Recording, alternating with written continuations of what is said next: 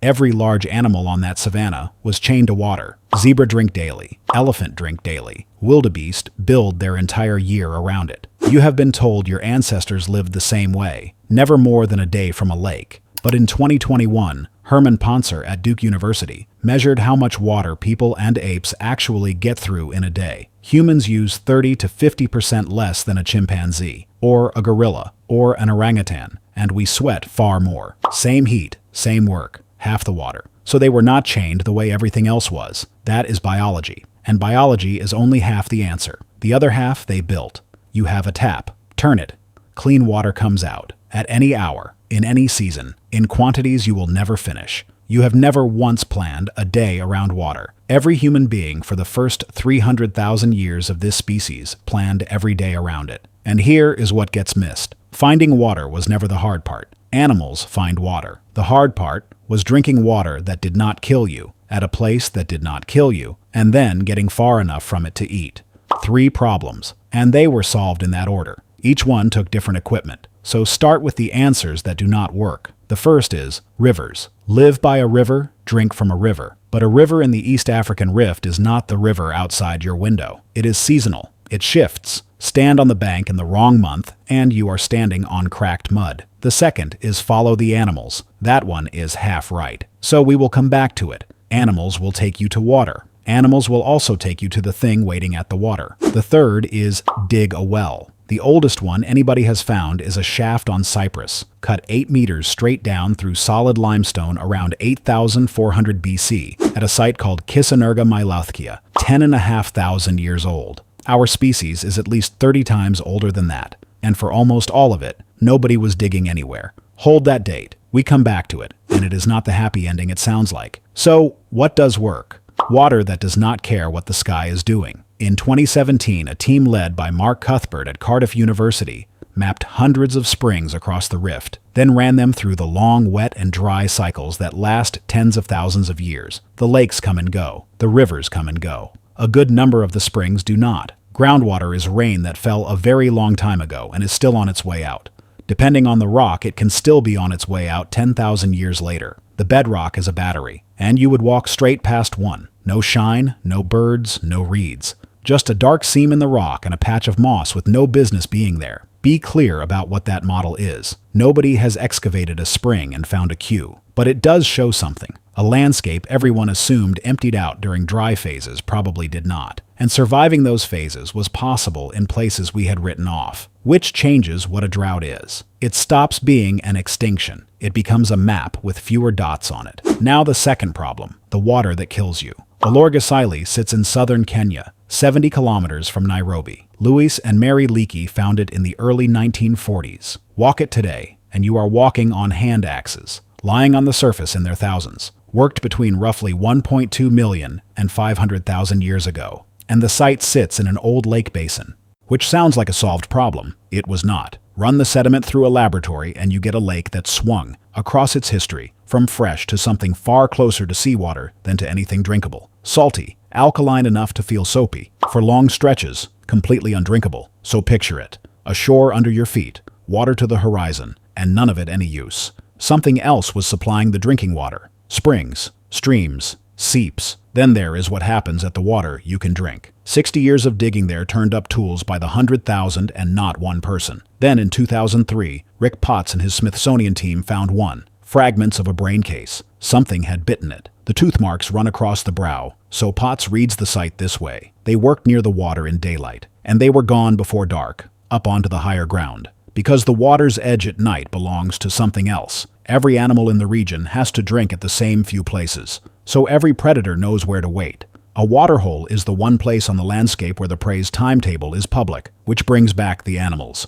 In Ruaha National Park, Tanzania, a team led by Claudia Stommel of the Leibniz Institute ran camera traps through 3 dry seasons. They were watching a riverbed die. What they filmed was elephant, zebra, warthog, and baboon walking into the dry sand and digging. Then 4 more species turned up to drink from the holes the diggers left behind. Here is the part that matters. They dug when there was surface water sitting right there, in the open, visible, free. What predicted the digging was not how much water was left.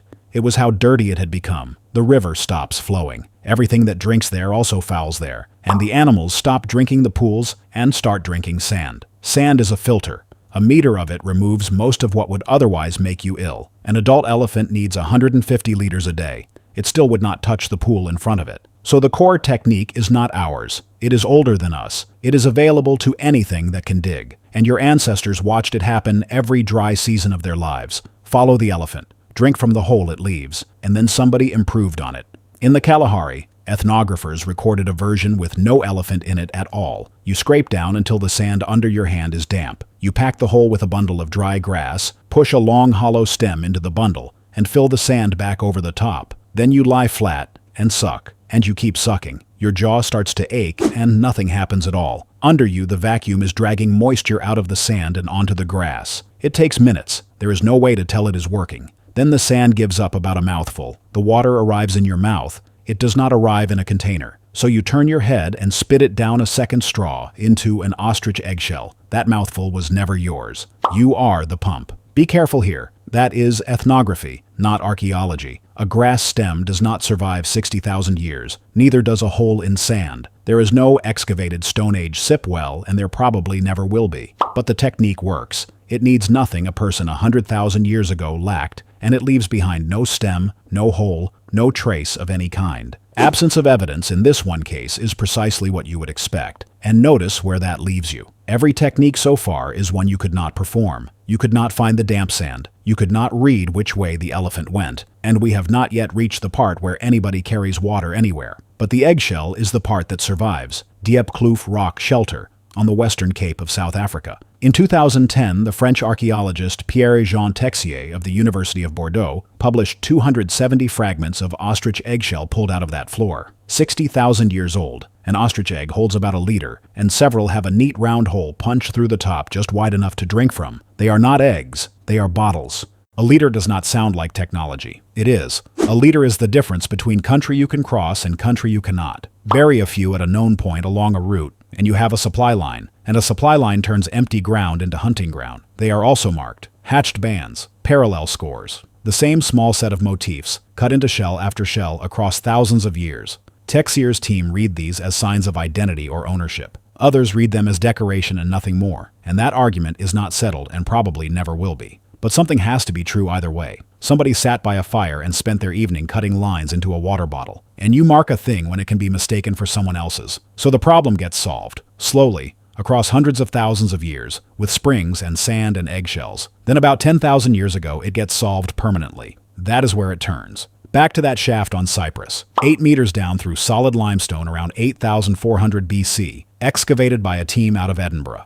A later shaft at the same site goes down 13. So somebody stood on dry ground with no spring on it and no river near it, decided there was water underneath their feet, and spent weeks cutting through rock to prove it. That is the end of walking to water. From that point, the water is at the house. But the trouble with permanent water is that it makes the people permanent too. In 1984, Ehud Galili found a Neolithic village submerged off Atlit on the Israeli coast, under 10 meters of Mediterranean, atlit-yam, around 7,000 BC. Houses, burials, and a stone-lined well. That well went salt. Sea level had been climbing since the ice melted. Seawater reached the aquifer, and the water turned. Swim over it now and you can look straight down the shaft. Its bottom sits about 15.5 meters below present sea level. That is how far the sea has come since somebody dug it. The villagers kept the shaft.